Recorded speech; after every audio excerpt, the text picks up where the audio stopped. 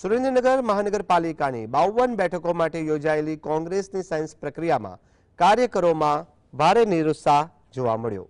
આશ્ચર્યજનક રીતે 52 બેઠકો સામે માત્ર 42 દાવેદારોએ જ તૈયારી બતાવી છે, જેમાં પણ એક જ પરિવારના 3 નામોનો સમાવેશ થાય છે।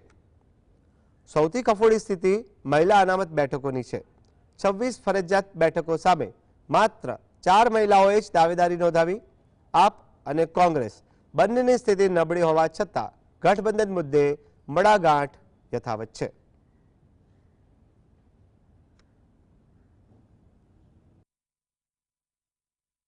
कार्यक्रम चालू थयो उम्मीदवार पसंदगी माटे थईने एनी माटे थईने आज 42 થી ઉપરાંત ફોર્મ ભરવા માટે અને પસંદગી માટે થઈ અને કોંગ્રેસની કાર્યકર્તાઓ આવી ગયા છે અને એ તમામે પોતાની સેન્સ આપી અને તમારી સેન્સ આજે અમારા જીપીસીસીમાં અમે રજૂ કરવાના છીએ।